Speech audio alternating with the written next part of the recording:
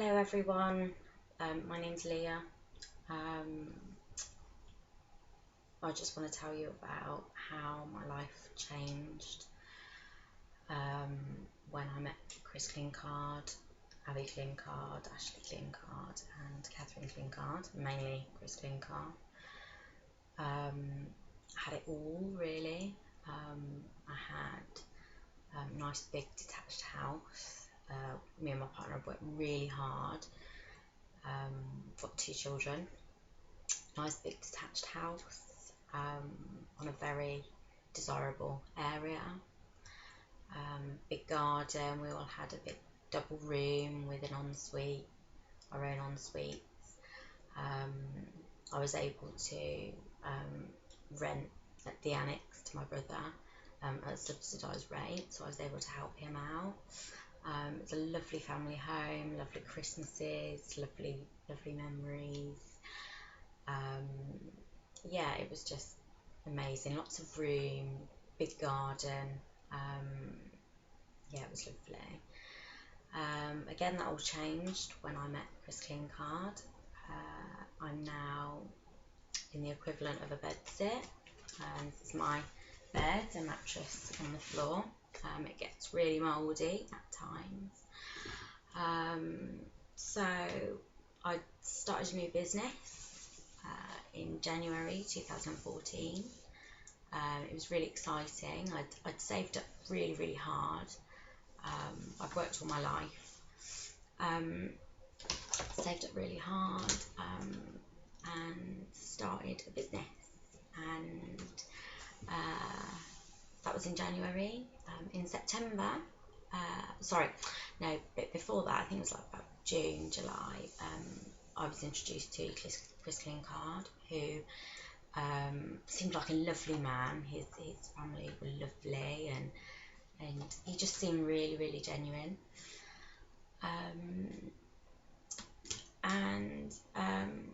I agreed to help him with his event, stupidly, looking back. Really trusted him because the contact that got us in contact, I trusted him, so in turn I trusted Chris Clinkard and family.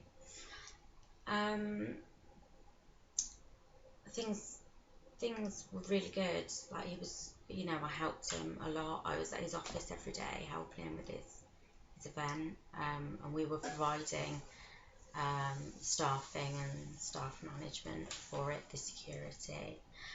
It was our biggest contract, actually. It was really exciting. Thousands and thousands of pounds. And yeah, so we worked really hard. Did an amazing job. Got on well with the council. Everyone, the whole event was a disaster.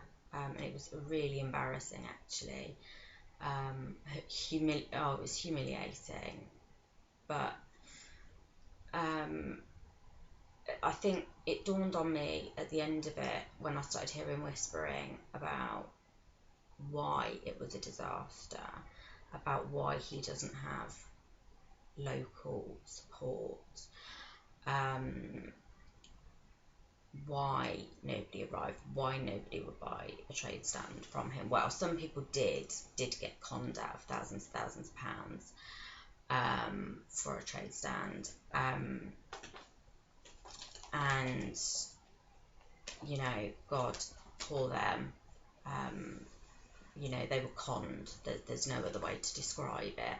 I started hearing stories where he'd promised people internet that obviously wasn't there, so he charged and got cash up front for internet that wasn't there. Where he'd promised people exclusivity to serving coffee, whereas he'd promised that to 4 or 5 people, and they'd paid thousands for a stand in his just freak show, in his con show. That's what it was. There's nothing else to describe. There's no other way. It was a way for him to make big money quickly and to destroy local business and yeah, that's what it was, and I'm really ashamed of being even a tiny part of it. Reality dawned pretty quickly, especially when I started hearing whispers. I started to get really, really worried. But in a way, I thought, he wouldn't do that to me. He knows that we're a young business, that, you know, I've put my heart and soul, every single penny I have, into this business. It dawned on me a month after the invoice was due that he wasn't paying. We had no chance. And it was a large invoice. I had people to pay, and I emptied every penny I had to pay all of my staff, because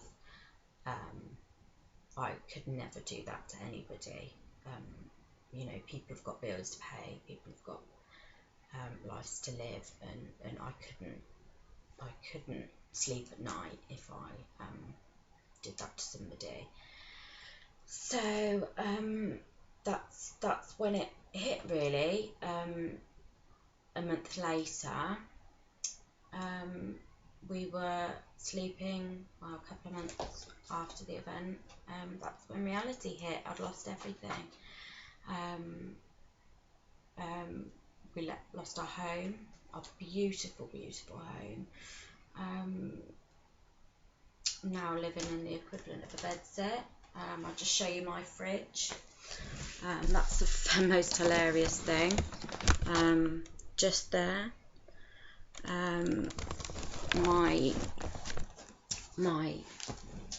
My girls have lost their lifestyle. That's the other sad thing. It's not just affected. It's not just money. It's a lifestyle. It's somebody's home, their livelihood. My children lost their mum for quite a while.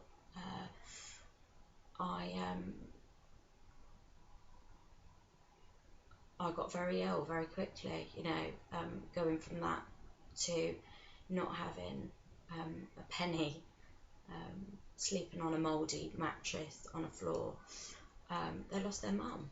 They really did. I lost my business. I lost my mental health. I started sleeping 20 hours a day. Couldn't stop crying. I still can't stop crying. It's 11 o'clock at night and I've been up thinking. There's not a moment that I don't think about that mistake that I made, that one mistake, and that was to trust that evil, disgraceful man. There's not a moment that goes by that I don't cry. There's not a moment that goes by that I don't just wish that I could turn back time and not trust. It took away my belief in myself and my abilities to recognise a con man. You know, you think you know what they look like, you don't.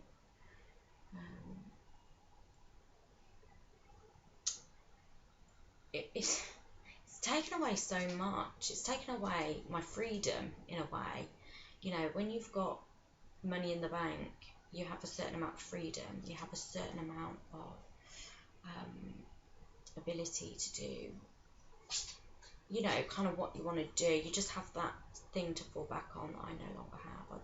You know, it's been humbling, really, to go to a moment where you can't afford to buy shopping, you know, to get to the point where you are selling whatever you have in order to pay your mortgage.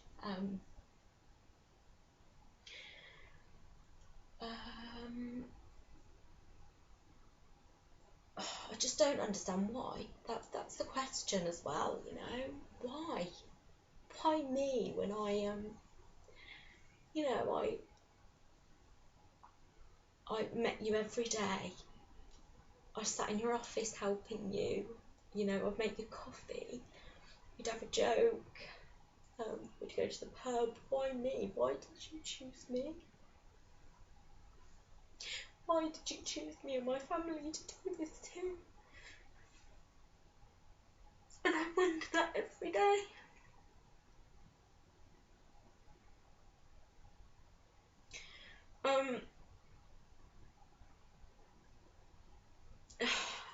And then to hear that I'm not the only one, that there's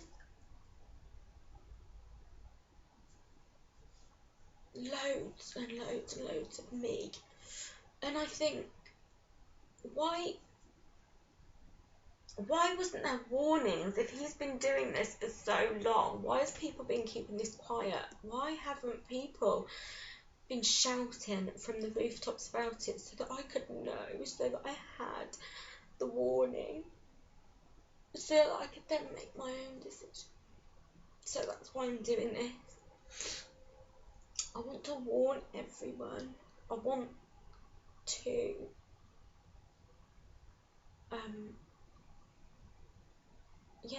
warn people that, yeah, he is all talk. He does talk a really good talk. That he seems like such a charitable man.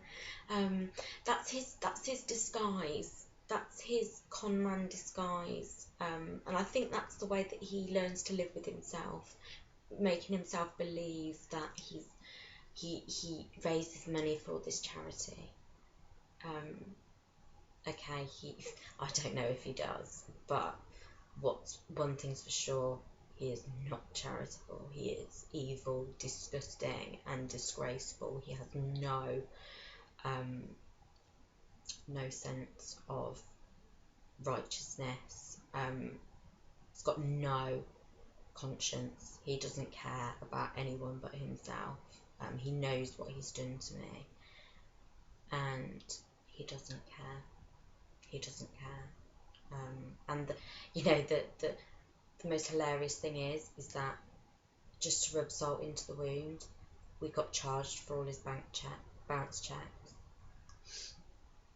You know, he said he'd pay it off like weekly, he gave us all these checks, and we got charged. You know, just to rub salt into the wound.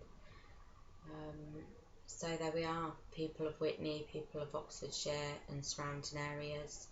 Chris Clinkard devastates lives. I'm now living in a mouldy house. I have a basic kitchen that's falling apart. I don't have a carpet on my stairs. My children can't afford the basics, and there we go. It's down to you, Chris Clinkard. That's what you've done to me and my family, and I know that I'm not the only story, but I'm the only one that has decided to shout out and stomp my feet and say what you're doing isn't right, and I hope that you get what you deserve. Thank you for watching.